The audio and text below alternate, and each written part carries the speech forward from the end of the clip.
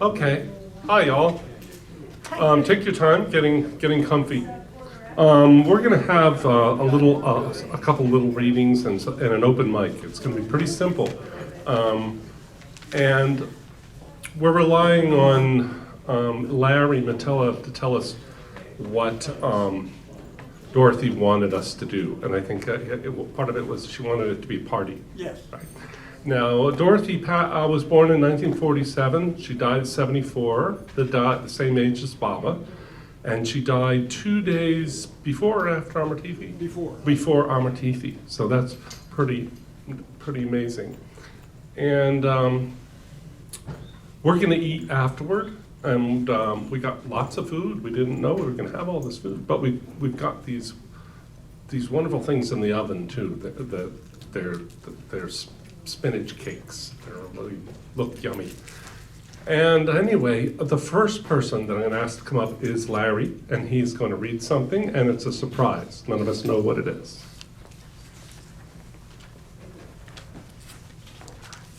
Well, in going through Dorothy's things, we found an old yearbook, the yearbook that she retired from Horry County school system. And it was written by one of the faculty members, and it was at the last staff meeting of the year. Things you might not know about Dorothy Cassidy. Dorothy was born in Morgantown, North Carolina.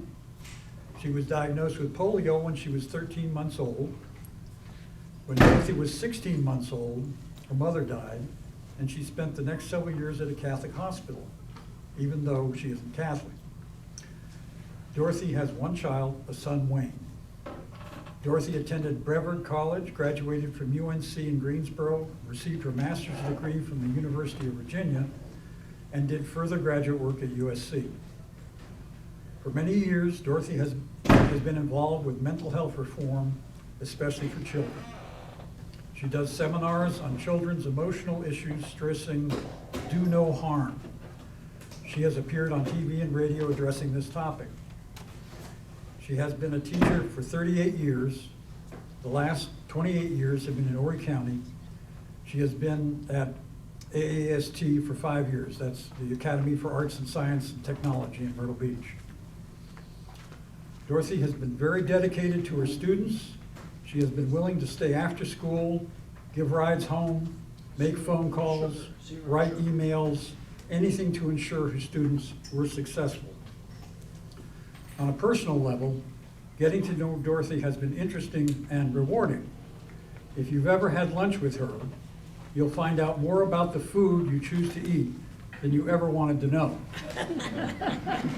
Just when you are ready to take a bite, she may say, "Do you know what's in that?" When visiting Dorothy in the hospital after she broke her leg in the parking lot, her very young doctor came to visit her for the very first time. As he started telling her what he planned to do, she stopped him and told him what he needed to do for her, how to do it, and when she planned to go home. The conversation ended with the doctor simply saying, "Yes, ma'am." Although Dorothy suffers from multiple medical conditions, she always has a warm smile and friendly hello for everyone she meets. I believe that we learn life lessons from everyone that comes into our lives. The lessons can be positive or negative, and we all hope that positive lessons will be what others will learn from us.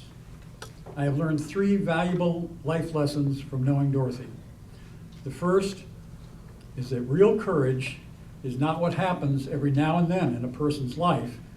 Real courage is courage that you see every day in a person's life.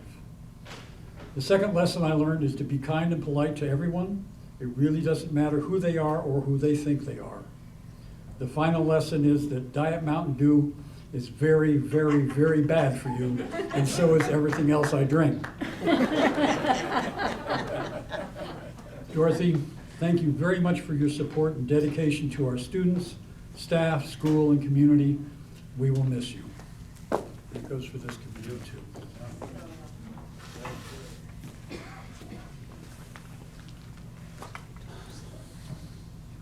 Okay. Should we go ahead and have an open mic? Yeah. Okay. Would anyone like to come up and say something? And McAvoy, thank you.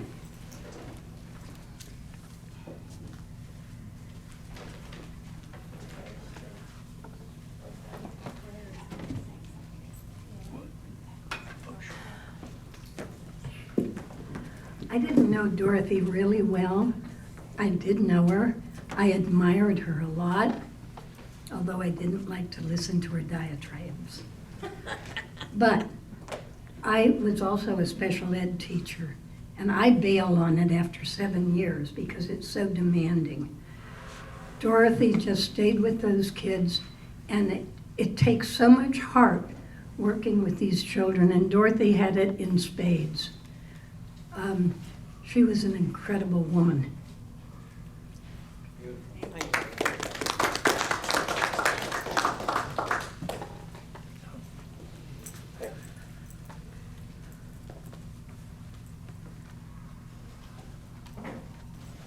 Nan, are you going to come up? No. Thursday? Okay. A lot of, I thought there'd be a lot more sharing.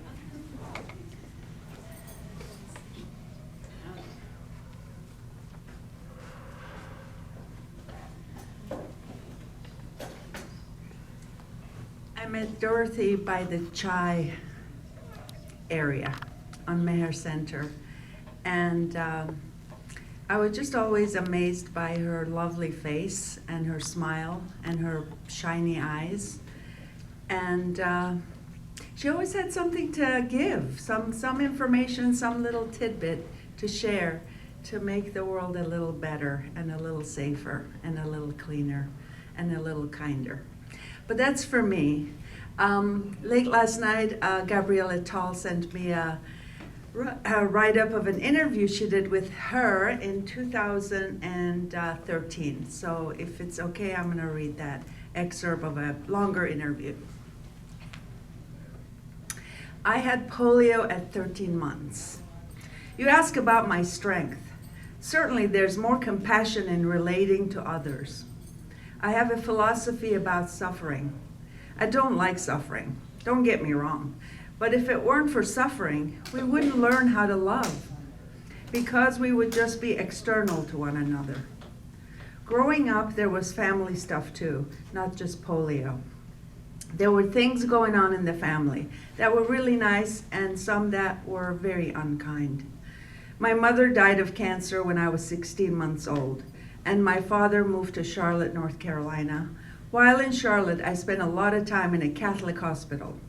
They were often doing surgeries on me. I think it was more experimental than anything.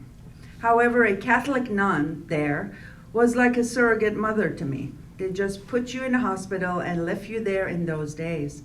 And I was a rascally kid, and the poor nurses would have to find me in the middle of the night because I'd crawl out of the bed in the middle of the night and be somewhere in the hospital.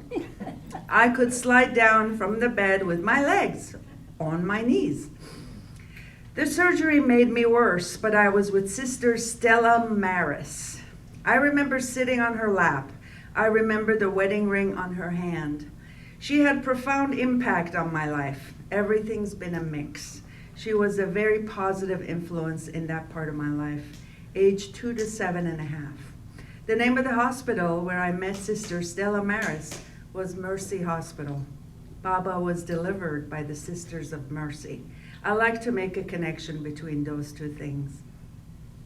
Baba was born in 1894 to Zoroastrian parents in a predominantly Hindu Muslim country in a Jewish hospital, Sassoon Hospital. I was born in Grace Hospital. My name is Dorothy Ann. Dorothy means God's gift, and Ann means grace. Mercy or prayer. Grace and mercy are important in my life. At 7.5, my daddy remarried and brought me home, and that was a total new chapter in life. My stepmother had a lot of health problems. She didn't allow me to have any friends. I didn't start having friends until I went to college. Once my stepmother's doctor came, and it's the first time a doctor talked to me like I was a human being. There were good people everywhere among some very difficult stuff.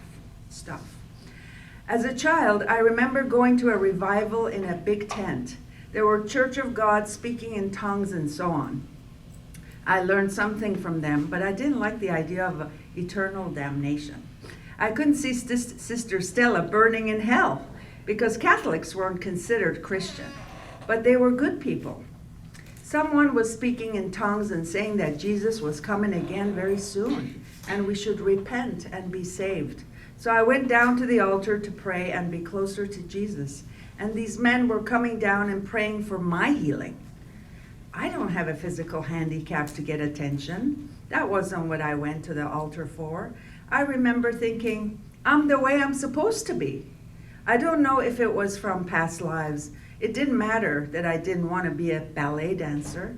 And in my mind, I'm the best ballet dancer there ever was and could be. You have to laugh at yourself sometimes. That's how I approached it. About work. Getting employment was a difficult process. There were times I knew they just didn't want me because I was physically handicapped. So I got jobs nobody else wanted. Eventually that was special ed. People just don't want to work in special ed. Eventually there was special ed. People just don't want to work in special ed. This is my 38th year of teaching, and for the most part, I've taught special ed. All grades, even at a jail for a few years. And during that time, I really became concerned about children. It evolved that more and more kids were put on drugs, and I recognized what was happening and that this shouldn't be going on. I tend to be an observer. If a situation keeps coming up, such as with the children, I tend to look around and research it and think about what I'm observing. Then I ask myself if what I'm observing matches what somebody's trying to tell me. What happened was there was a little boy and his parents wouldn't take him off the drugs. His little body was jerking every time he took the ADHD drugs. I talked to the parents. Others said they didn't see it. Almost lost my job. I read Peter Bragan, Toxic Psychiatry. I joined his organization because I didn't want to be a lone wolf. Plus, I got good information. I started doing seminars. I don't like to see children or anybody hurt. And after I retire, I hope that I can do more because I'll have more time. About patience. I have no patience. I was helping one of my roommates with her schoolwork, and I didn't have patience for her. One day I was trying to help her at university, and she said to me, "You have so much patience." And I said, "It's only an act." I have a lot of impatience with myself and time management because it's so hard to get things done with this disability. And everything has to be planned out so tightly. About friendship. Lots of people have been dear friends. Some of them we've been friends and enemies. And there have been lots and lots of people who have been friends with me and gone out of their way to be friends with me. I act like I'm totally independent, but there have been times when someone gave me some loving advice or loving help. If I needed something, they'd come.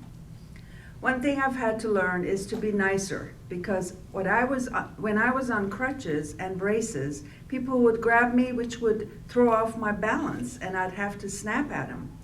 I needed to appreciate the fact that there are good people in this world, but at the same time, if it's a dangerous situation, I have to be really quick about it, and then hopefully I have a chance to explain about it later. As I've gotten older, I've gotten nicer. Not so little things. In the school district, there were times I was close to losing my job, but it seemed there were invisible hands that saved me. I always felt there was someone behind the scenes protecting me. Once the superintendent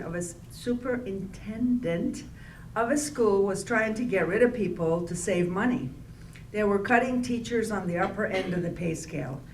But there's always somebody who's been good and sweet and kind to me.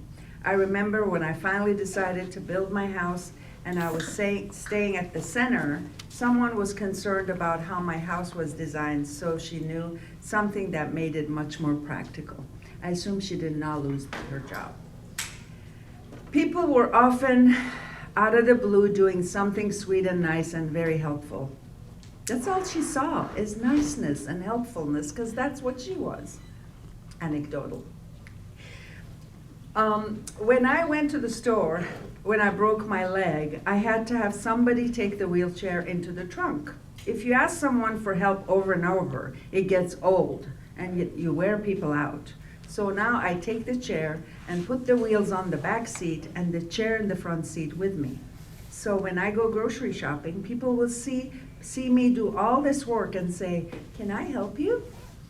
I'll say, "I really appreciate it, that there are good people in the world, but right now I've got this one." There are all kinds of little things. Car repair people really do look after me and try not to overcharge or overdo anything. I'm really grateful for that. It's been a mix throughout my life, but for the most part, I draw to myself people who are basically good people, and having a handicap can draw the best humanity to you. Jai Baba. Thank you, Dorothy.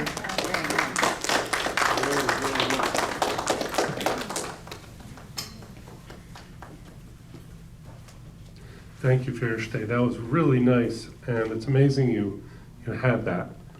I don't see anybody raising their hand. Bob? Thank you.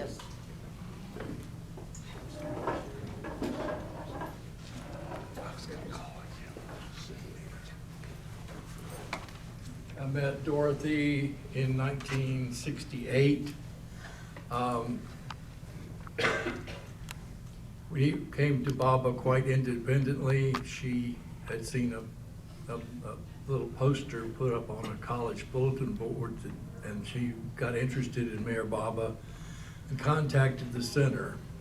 And that got back to me. I was living in Greensboro, and so I decided to look her up. And as it turned out, there was a military ball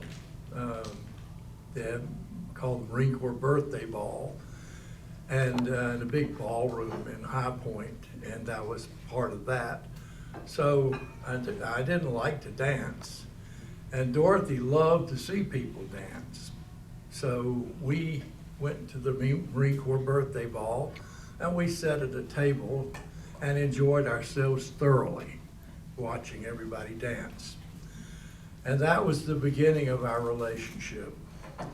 I won't say it's been smooth, it's had its rocky moments, but we had stayed together up until just a few weeks before she died. We lived I had paid for part of her house and was living there. And that's the beginnings of it. But what I think I should tell you is that we need to say the prayers and bring Baba's presence into this room, if that helps. So let's do it. Please stand up.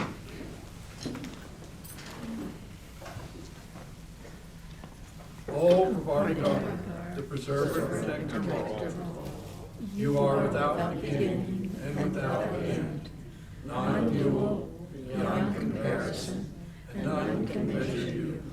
You are without color, without expression, without form, and without attributes.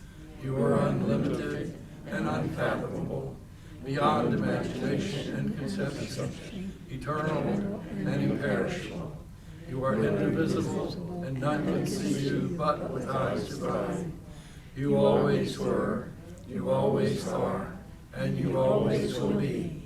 You are everywhere, you are in everything, and you are also beyond everywhere and beyond everything.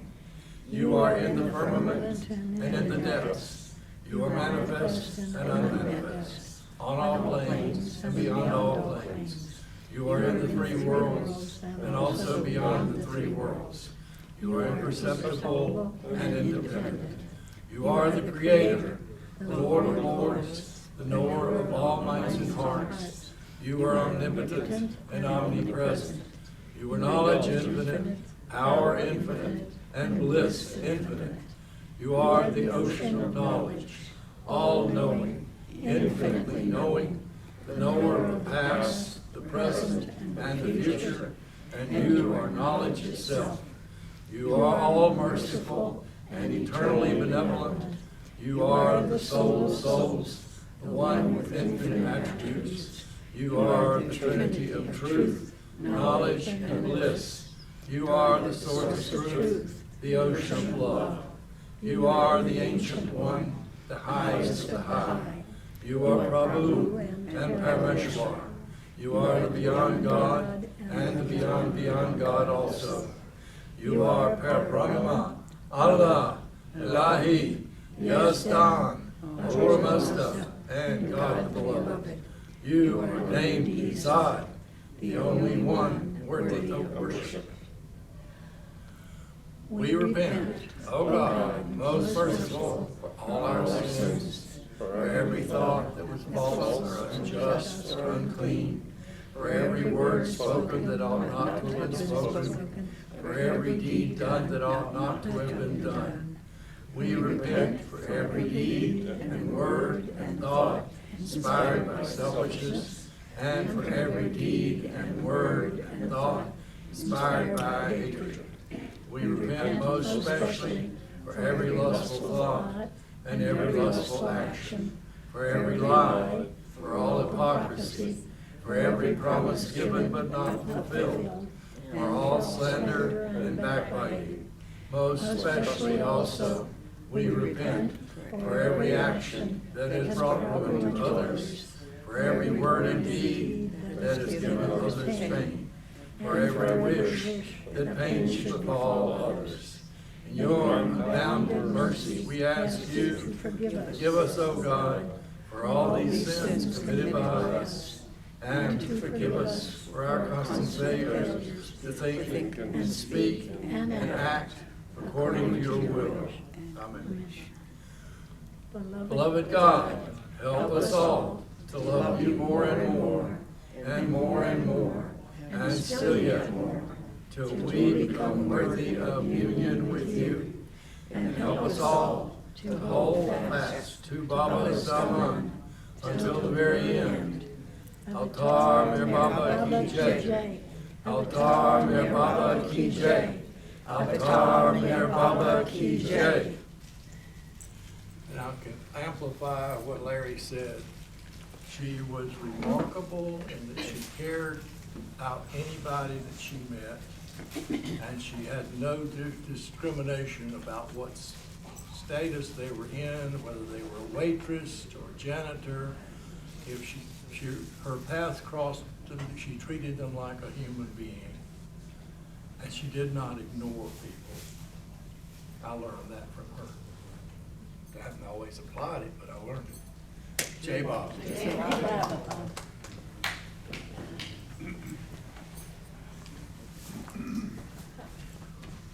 So, it looks like there's about 32 people here, which is about what we thought. For what, when we, yeah, that's great. Anybody else? Aha, Jackie Boyce, thank you.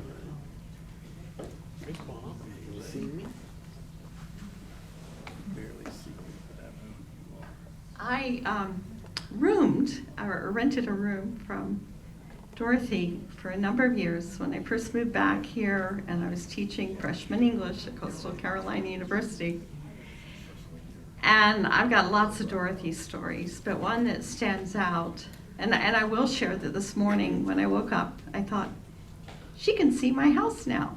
She could never come in my house when I built it.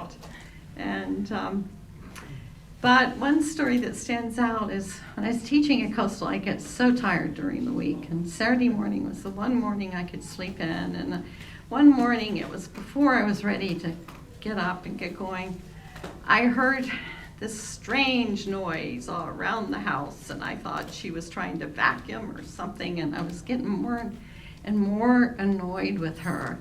And I finally got up, and she was dragging herself around the floor because she had fallen, and she did not want to disturb me to ask for help to get up. She was dragging herself. That's when I realized that when you don't have knees, you can't do things like pull yourself off the floor the normal way. So you've got to find something you can hold on to pull yourself up. And the easiest way, of course, is if somebody helps you. So that was a huge lesson for me because she was being so thoughtful of me, and she really needed my help. She should have just called out, and there I was lying in bed like, really, Dorothy? And so there are many stories like that, and she just always had, I really admired her strength, her courage. In the teaching world, people didn't realize how early she had to get up in the mornings to get there to a teachers' meeting at the crack of dawn that would be way across the school, and she would be on her crutches and very slow. Nobody was ever thinking of her that way. And if we had a Serenity Club meeting at somebody's house that she couldn't access, she'd say, no, don't worry about that. No, I just won't go, you know. So there was, I mean, she was amazing, and I really appreciate all I learned from her beautiful spirit, all the ways that she's made me aware of handicapped people and reaching out to them. And so I'm very grateful.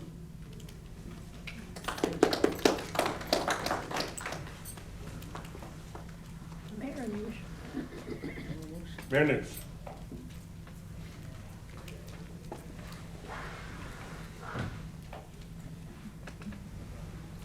Jai Baba.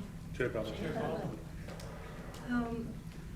We had the pleasure to meet Dorothy when we moved here to Myrtle Beach in mid of 2007. And as a family, we're very grateful to her knowledge and also her letting us know what is good for us, what is not good for us, and so forth. But I very much synchronized with her belief, and because she was a special need, as you know, and I also had 2 special needs in my household. So Carrie couldn't come, but this is also from Carrie. He wanted everybody to know that Dorothy was very kind, and he always appreciated her kindness. And he couldn't come because I had a client. I had to take a client, and my client was kind enough and says, oh, you have a memorial, go, and then we catch up again at 4:30, so it's going to be quick. One thing I want to share is she was always watching after us. She was always watching after my daughter. And she always mentioned that never put her on any kind of drugs or medicine, which I never did because that was also in my heart.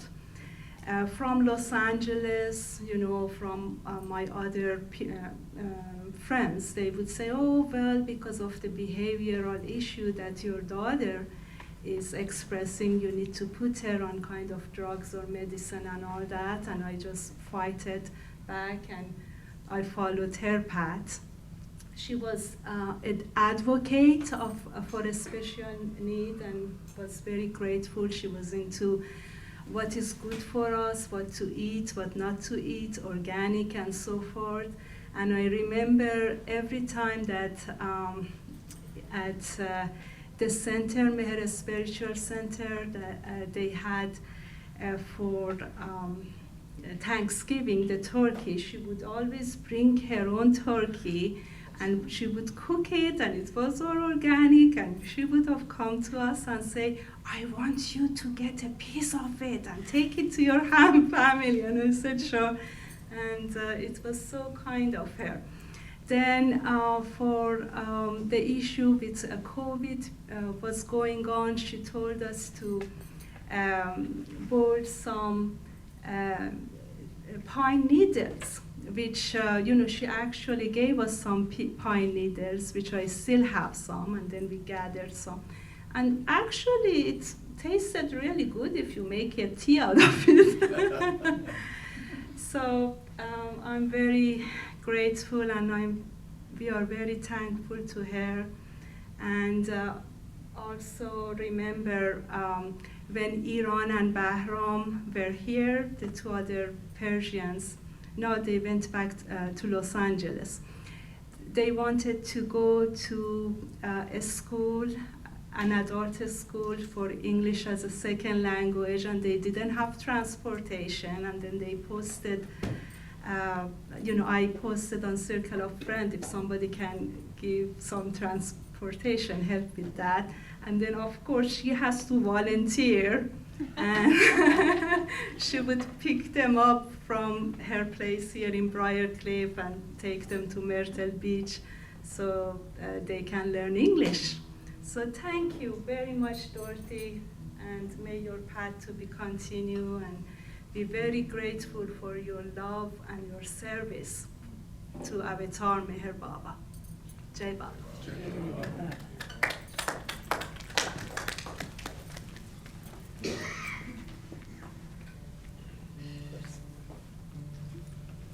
Okay, come on. Thank you.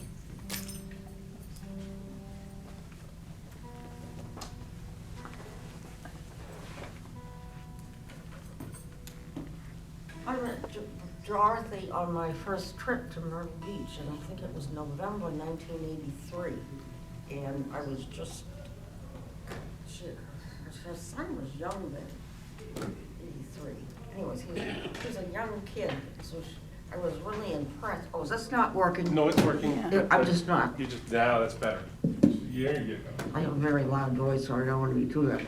Anyways, I just remember I was in the meeting house and being struck with her struggling coming in, and not accepting any help from anybody.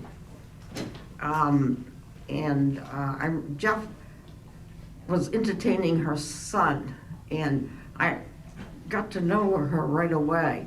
Well, Dorothy and I were sort of like oil and water together. It was always could be really easy to get into an argument with her, and I tried not to, but I really admired her spirit. I really admired her tenacity, her ability to get through life when she had such severe handicaps. My last interaction with her was once again one of those water and oil interactions. I'm walking into the center just as soon after we finally opened up that people could walk through, and I had a mask on. And I'm outside, and Dorothy drives up her car and says, "What are you doing with that mask on?" She said, "Do you know how bad that is for you?" Well, this is when the COVID thing was just breaking up, and I was very committed to wearing a mask, even though other people weren't. So I just remember being really angry, like Irish temper. But I just thought, and I said, one thing, Dorothy, you and I disagree on a lot of things, but one thing we always agree on is that we both love Meher Baba. It was just a great way to end that without getting into a big hassle. The other thing, I used to make tea a lot, as you all always remember, and I would she'd drive up to the original kitchen and I'd bring out her tea and always talk to her. And although we didn't agree on many things, I certainly admired her courage, and I really wanted to come here today to honor her. Thank you.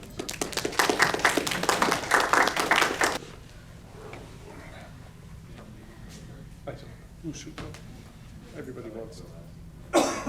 I had met Dorothy when she first moved to the beach.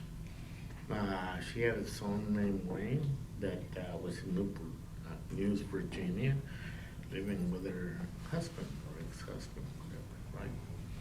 And he sometimes would come to the beach,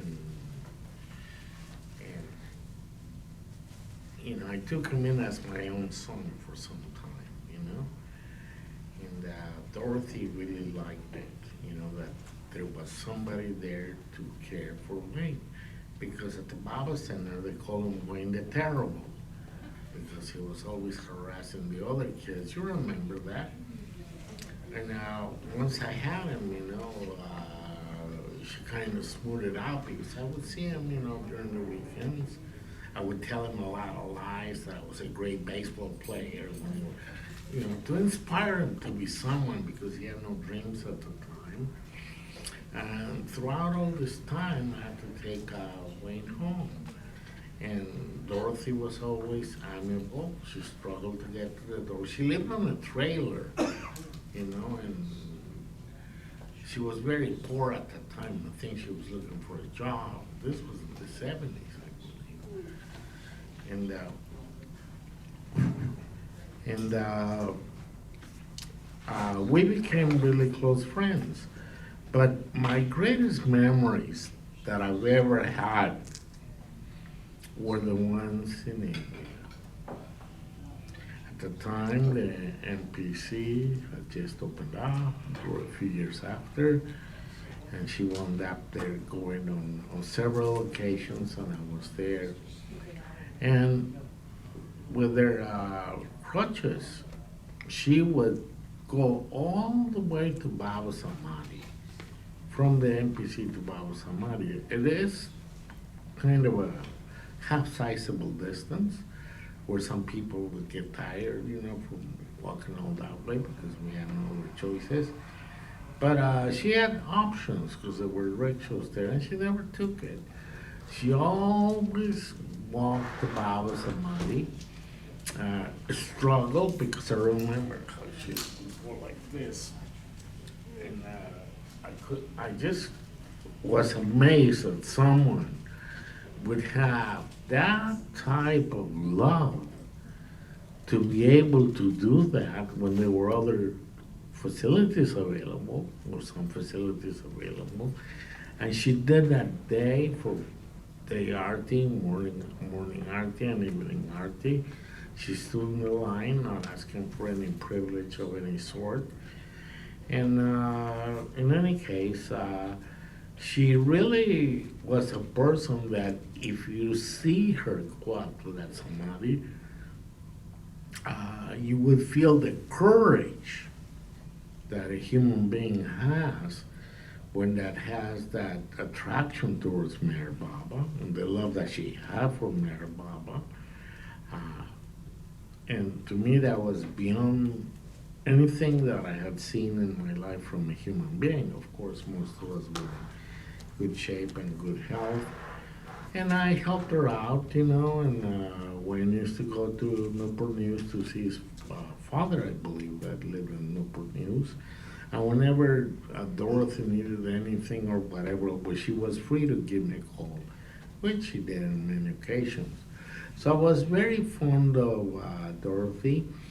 I never had a single argument with her, because I kind of understood. I know she was a vegetarian or ate nuts and all of that. So I bring Wayne with me to eat on the weekends, and he would just indulge in potato chips and popcorn and a glass of milk, because I don't think she drank milk for at the time. And it was quite a thing, I'm making big fat sandwiches and all of that, because he didn't have the opportunity to eat that at Dorothy's. And he always went happy. Wayne grew up to be like 17 or 18 years old, and I bought him his first car, an old convertible that I got for a fairly good price.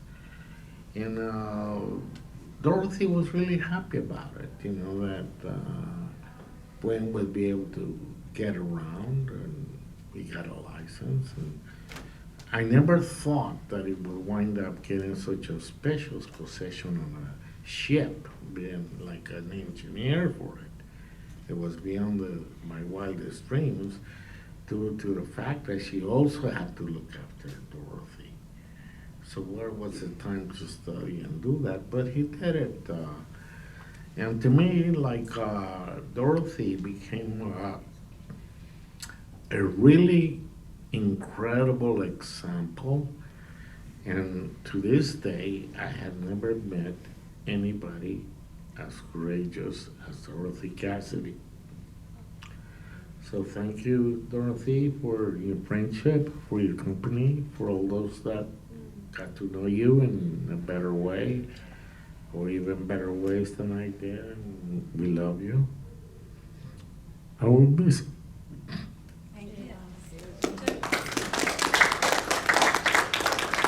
You know, you look at the photograph of Dorothy, it seems almost alive from where maybe it's my eyes or something, but, you know, like she's very much present. And a beautiful thing about Dorothy, I never felt sorry for her, you know, because she was such a dynamic personality. I mean, she could hold her own, whether she was in crutches or in a wheelchair. She was, you know, a larger than life personality. And I like what I think Berestay read, where, what was that line? I'm just great as I am, or. Well, I'm the greatest ballerina there ever was, and I got this. Thank you for your help, but I got it. Yeah. No, beautiful. I'm going to just mention something too. This Wayne Wine, as she would say, wine, might see this video, so I'm going to tell you a little bit about wine. Wayne was an expert on World War II. I mean, he knew every battle. He knew the name of the tanks, the weapons, the generals, everything.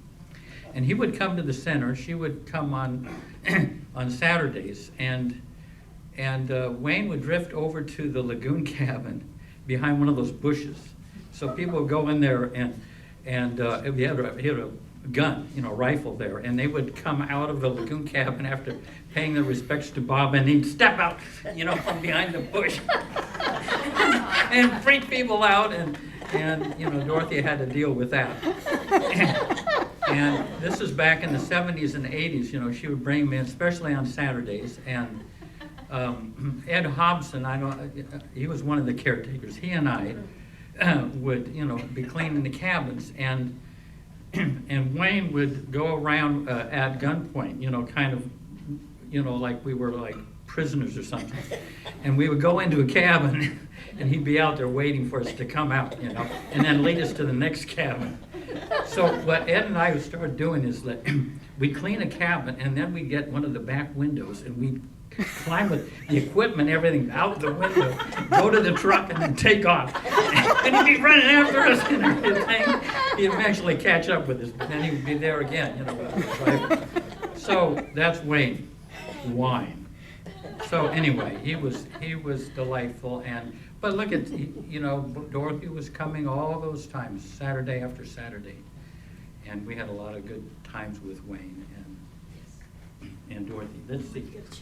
Mentioned is when she went to India for the first time, and it's, I mean, incredible journey that she made. And when she came into Mandalay Hall for the first time, the Mandalay stood up and gave her a standing ovation when she came across the threshold there. Wow. Yeah.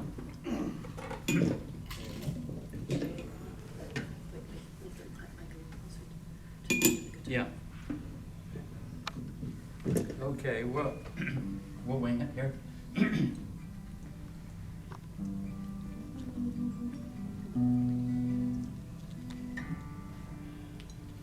How was I to know what kind of love I'd find? Fate could be cruel, love could be blind. I took the strangest turns, but destiny was kind. I wouldn't change a thing after all this time. No right or wrong, no cut and dry, no weak or strong, no do or die.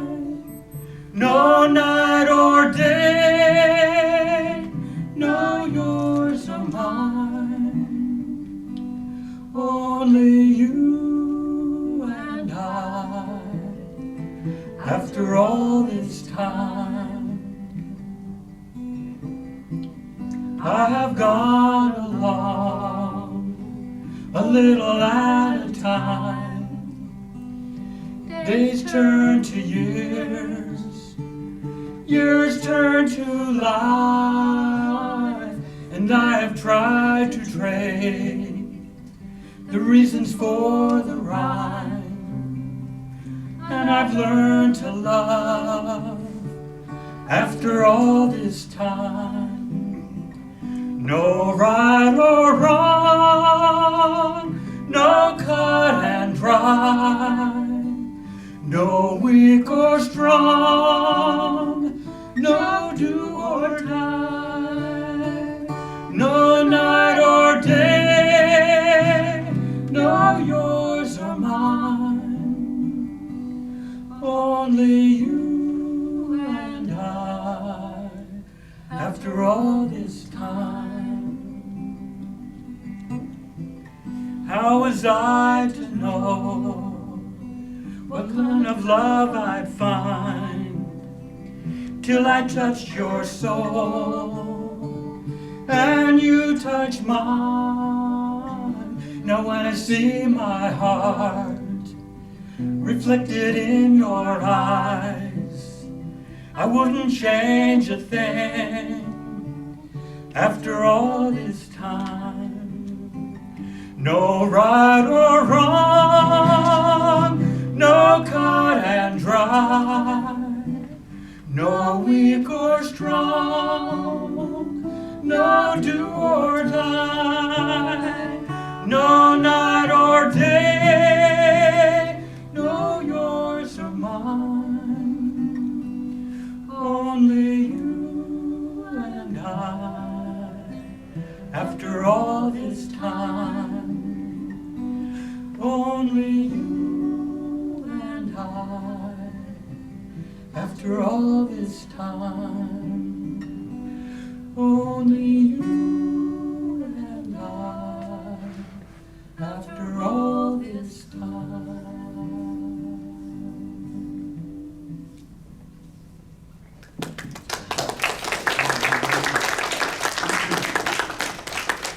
So I was one of the people who admired Dorothy but didn't really understand her, and we disagreed about politics and COVID, though we never had the disagreement out loud. In a way, I wish we had actually had it. I just knew where she stood on everything, and I pretty much stood the opposite end of things. But I admired her like everybody else did for all the same reasons. I kind of wish that I'd heard what you read before, that I wish I'd made the effort to get to know the big story. But nevertheless, we did have some sweet times by the car, tea, and anyways, you always learn so much about somebody at their service that you wish you'd known while they were alive. So at least that's my experience.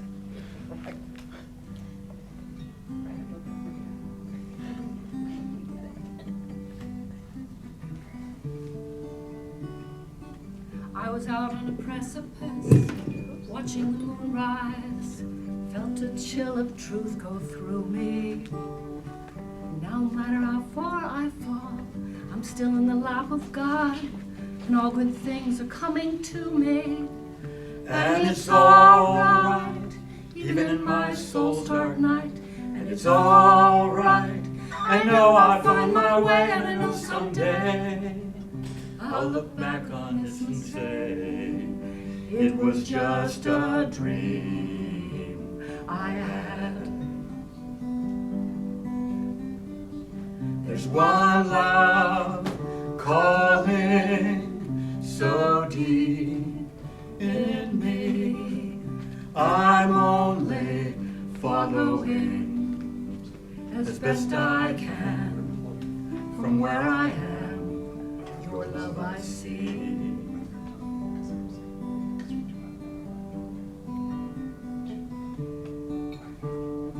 And though there are things I'd change, if I could go back in time, hearts I'd touch and doors I'd open.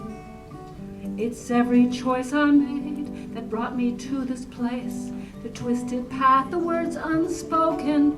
And it's all right, there's no black or white, and it's all right. You do the best you can and let it go. it's comforting to know everything goes back to light. Your love calling so deep in me. We're only following As best we can, from where we stand, your love we see.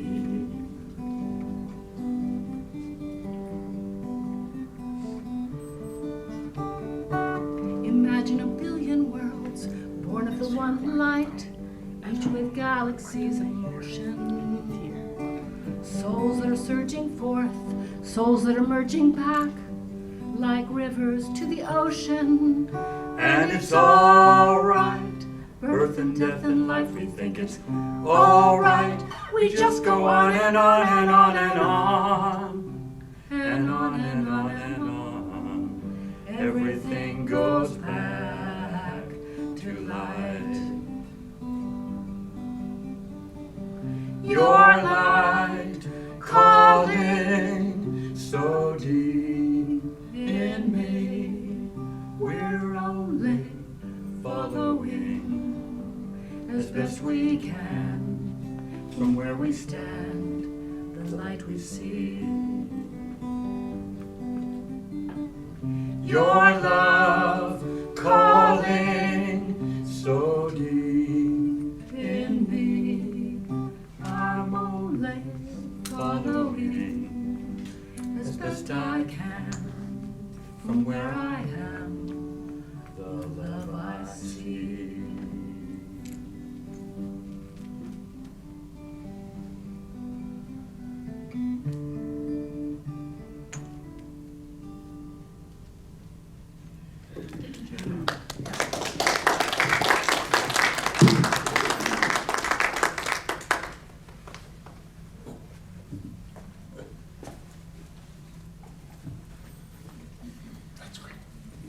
Well, you can leave.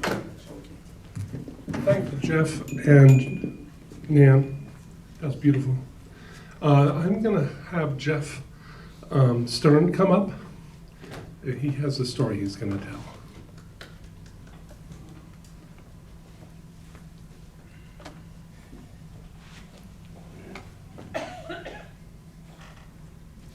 Well, I always liked Dorothy. She had a very outgoing personality. Is that better? After my wife Arlene died, I found that I didn't like cooking or cleaning the house. And so I figured out that I could eat at fast food restaurants and fried chicken and things like that. Adele took pity on me and had me marry Judy. So anyway, during that time, I was walking out of the, what do they call that station? Dodge's store, the gas station, with my fried chicken. And who's there but Dorothy has pulled up to buy gas, and she says, "Would you pump my gas for me?" Sure.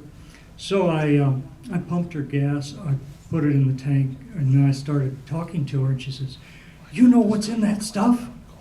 And then she tells me all the antibiotics and the hormones and the stuff like that. And so I said, "Well, you know, Mayor Baba said that the Musk can eat anything and everything, and they stay perfectly healthy because they're protected by the spiritual forces." She looks at me quite stunned and says, "And you think that'll work for you?"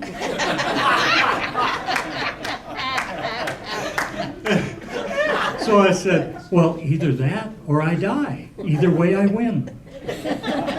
There was this long silence, and she finally looks back at me and says, "You're a good man, Jeff Stearns."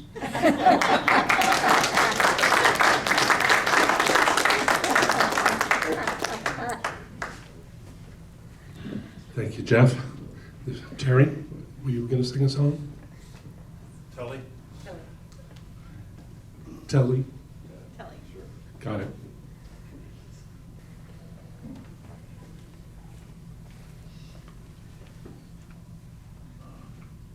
I didn't know Dorothy, except coming to the center. showing up for a Friday or Saturday program. I was always glad to see her show up. As Ferris Day had said, her eyes shine. She always had a winning smile. And it just was part of a center visit to see her, I felt like. So I'll sing a song called Find a Friend. Find a friend whose beauty draws you at a glance, whose love makes your heart long to dance. One so great you'll feel inspired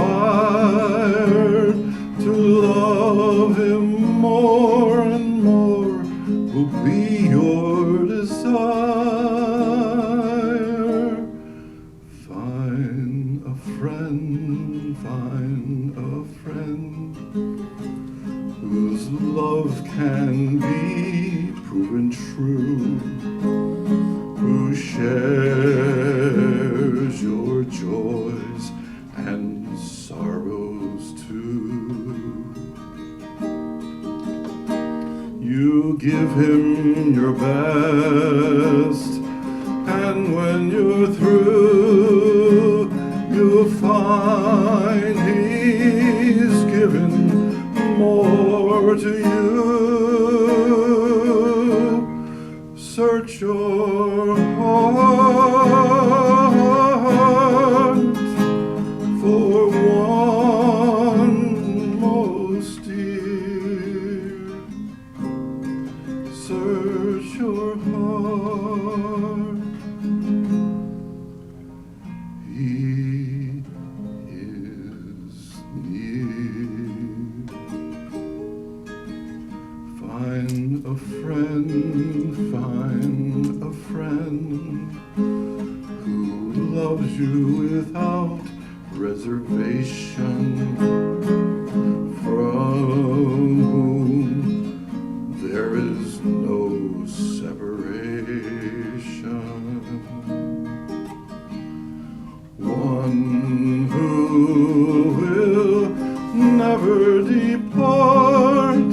Find a friend, the true friend of your heart, the true friend of your heart.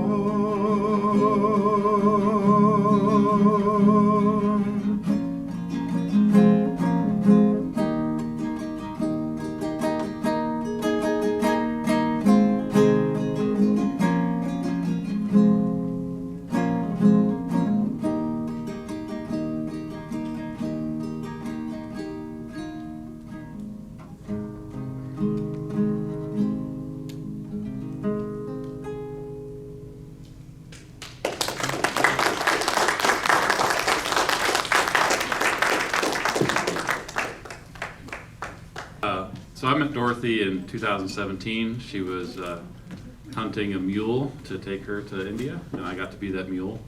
And she learned about me through the Alvarados up in Durham, North Carolina. And I've heard stories about oil and vinegar, but the story with me and Dorothy was more like two peas in a pod, because that strength of conviction that she carries with her and would always speak her mind, that kind of overwhelming force that you can sometimes experience with people that are like that is how I am. So I gave her right back whenever she would say something strongly, and I think she and I really got along very quickly, because I didn't offer her any pity whatsoever, and I would in fact give her a hard time. So I think she appreciated me treating her just like I would treat anybody else that I felt like giving a hard time to. And she and I, like I said, went to India together, and I don't want to go into all the stories up here because everybody's hungry, but the one story that I do want to share is One of the times that we went to the tomb, we went many, many times while we were there. I got to be the one often to help her wheel into the Baba's tomb, and when she put her head down on Baba's tomb, I think the story about the Mandali getting up and cheering, I think I could feel similar strength. Obviously, most of you all have probably been in the tomb, and it's amazing to be in there, but to be in the tomb when Dorothy Cassidy has her head down on Baba's samadhi, it's an amazing experience because you get to feel what it's like to be in a space where Baba is honoring somebody who truly loves him and is willing to sacrifice to be with him. And I felt amazingly blessed to get to be the one to be carried to India through her devotion to Baba, which, this is my personal belief, and I would never say for sure anything about Baba because it's, you never know. But from what I saw of Dorothy's life, I think this was the formula for her about how to love him. Some words from D.H. Lawrence. I never saw a wild thing sorry for itself. A small bird will drop frozen dead from a bough without ever having felt sorry for itself. Jai Baba.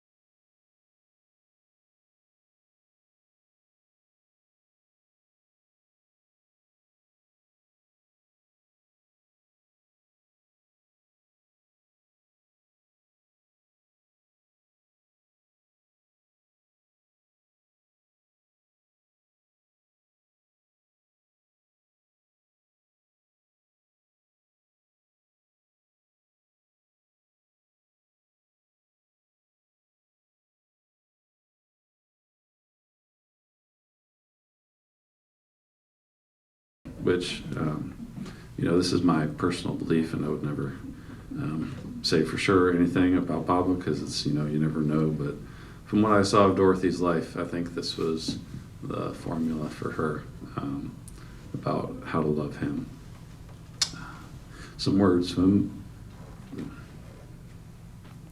D.H. Lawrence. I never saw a wild thing sorry for itself. A small bird will drop frozen dead from a bough without ever having felt sorry for itself. J-Bob.